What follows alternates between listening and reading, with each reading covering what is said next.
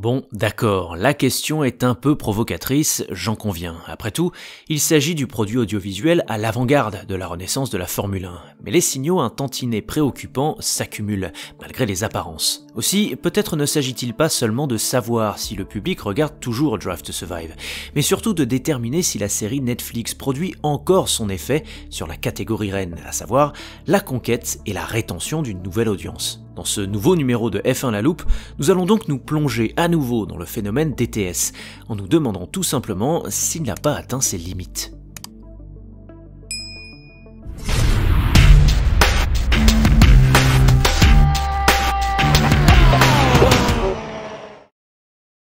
Pour commencer, posons les bases. Drive to Survive n'est rien de plus qu'un objet marketing créé par Liberty Media en 2019, afin de faire bénéficier la F1 de ce qu'on appelle l'effet Netflix, c'est-à-dire un impact culturel et économique que la plateforme et ses contenus ont sur la popularité d'un acteur, d'un divertissement, d'un art ou d'un sport. Drive to Survive, appliqué au monde de la F1, en est l'exemple le plus parlant, mais il n'est pas le seul. La vente des livres Arsène Lupin de Maurice Leblanc a explosé grâce à la série Lupin avec Omar Sy, et les échecs ont connu une cure de jouvence avec la production Le Jeu de la Dame. Gardons en tête que cet effet Netflix reste indissociable des usages des réseaux sociaux qui favorisent le partage et la promotion de DTS dans un écosystème plus global que les seuls spectateurs de Netflix. Ça tombe bien, Liberty Media s'est attaché à développer la présence de la F1 sur tous les réseaux sociaux depuis 2017, faisant de la catégorie reine du sport auto la marque sportive ayant le plus progressé sur ces plateformes ces 5 dernières années. La suite, vous la connaissez, au pic de l'effet Netflix, c'est-à-dire entre 2018 et 2021,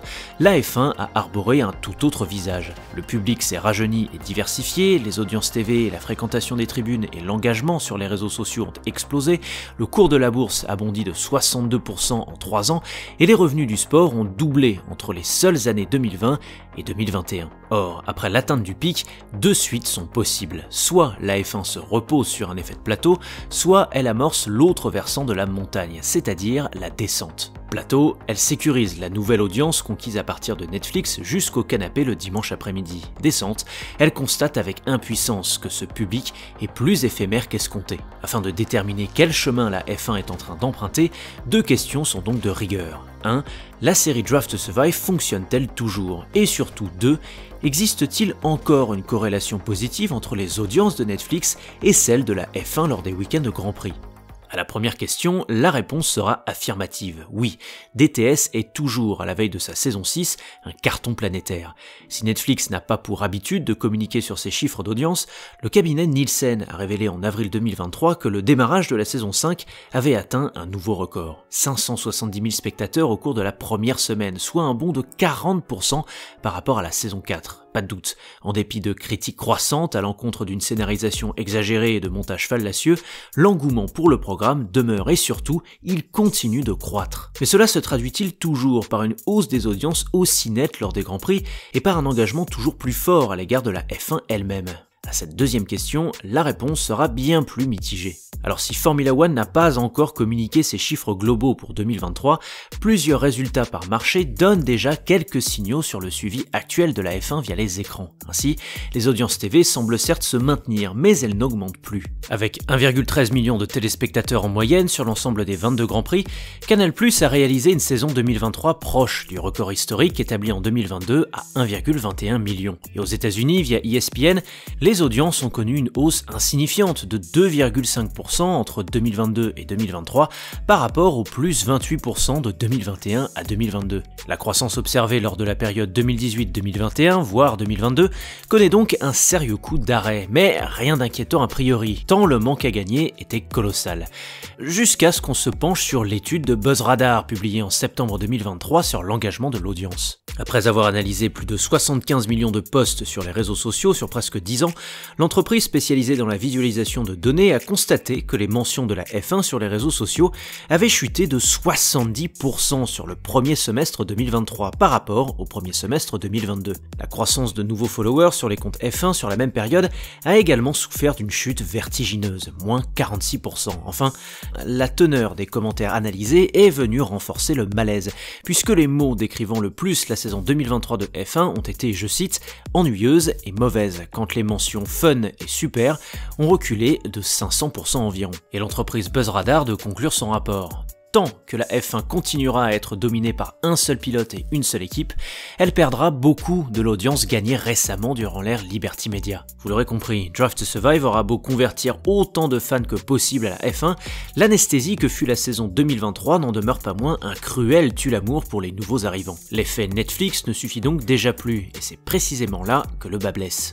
Car il est désormais légitime de se demander si Formula One n'est pas devenu dépendant de Drive to Survive pour sa croissance, alors même que la série Netflix n'est censée être qu'un objet marketing, en somme, un produit dérivé. DTS devient ainsi l'expression d'une stratégie mercatique très risquée, voire toxique pour la F1. Je m'explique. C'est à partir, par exemple, du succès de la saga cinématographique Avengers, que la consommation de mugs, de suites, de figurines et autres objets à l'effigie de ces personnages a pu exploser d'autant plus. Ainsi, le succès du produit initial, à savoir le film, permet de développer tout un tas de produits dérivés, à savoir le merchandising. Or, la F1 fait exactement l'inverse. Elle compte sur un produit dérivé, Drive to Survive, pour développer son produit initial, le Grand Prix de Formule 1. Le problème est que la série Netflix n'est pas un mug, et qu'une saison de F1 n'est pas toujours aussi excitante que le scénario d'un bon Marvel. On peut ainsi s'avérer enthousiasmé par les tensions en coulisses entre Christian Horner et Toto Wolff via les caméras de Netflix, tout en décrochant progressivement de sa télévision après avoir assisté, ébahi, à la 19e victoire de Max Verstappen en 22 courses. Et si le mug Avengers n'aura a priori aucune incidence sur notre façon d'appréhender la trilogie Marvel, la série Drive to Survive, elle, influence notre perception et surtout nos attentes sur la F1 et ses grands prix. Appuyée par un montage de plus en plus dramatisé, relayé par un engagement exponentiel sur les réseaux sociaux et surtout servi par une saison 2021 d'une rare intensité sportive, DTS a ainsi hypertrophié les fantasmes de certains nouveaux fans qui logiquement ont pu penser que la puissance de la lutte Verstappen-Hamilton relevait plus de la règle que de l'exception. Or, en F1, c'est l'inverse qui prime. Passer donc par le produit dérivé pour attirer un public vers le produit initial est une stratégie qui présente le défaut de ses qualités. Certes, elle rend un sport dit élitiste plus accessible par la mise en avant de ses aventures humaines et business. Mais elle s'éloigne aussi des concepts fondamentaux de la Formule 1 tels que montrés sur Canal+, à savoir la course, la technologie, les inégalités et bien souvent les dominations. Ce parti pris ne peut donc pas sécuriser une audience pérenne si le spectacle en piste ne suit pas, puisqu'il crée un décalage entre ce qu'on attend d'un Grand Prix et la réalité. Donc au mieux, le public continuera de regarder la série Netflix quand les audiences TV lors des courses connaîtront de légères déperditions qu'on commence déjà à constater. Et au pire, il ne regardera plus ni l'un ni l'autre. La F1 peut en pâtir à terme, même si son modèle économique, également soutenu par le sponsoring et les contrats juteux avec une vingtaine de circuits hôtes, n'est pas seulement tributaire des audiences TV. Mais n'oublions jamais que la catégorie reine reste une entreprise en besoin de croissance, et qui n'existe que parce que des gens veulent bien donner leur temps pour la regarder. La vitrine de la boutique F1 a beau se parer de ses plus beaux atours, si l'intérieur ne vaut pas la peine de rester dans les rayons, rien n'y fera. Dans ce contexte, Drive to Survive n'est rien de plus qu'une série documentaire scénarisée qui fausse la perception qu'un large public se fait de la F1. Or, cette production n'en demeure pas moins le premier atout de conversion pour la discipline. Par conséquent, la seule façon de s'assurer de la fidélité de cette nouvelle audience est de faire en sorte que les attentes suscitées par Drive to Survive à la fin du mois de février soient comblées dès le mois de mars sur la piste. Or, si Liberty Media a opéré un coup de maître sur le front du marketing de la F1 depuis 2017, le sportif a encore du mal à suivre. Et ce n'est pas l'ère réglementaire actuelle, dont j'ai tenté d'examiner les failles dans une précédente vidéo, qui me laissera exempt de doute.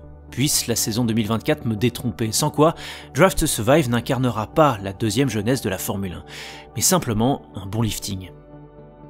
Merci d'avoir écouté mon propos, j'espère qu'il vous fera réagir. Si la vidéo vous a plu, n'hésitez pas à liker, commenter, partager, vous abonner et activer la clochette. C'est la meilleure façon de m'aider. A bientôt pour la suite des aventures. Allez, ciao!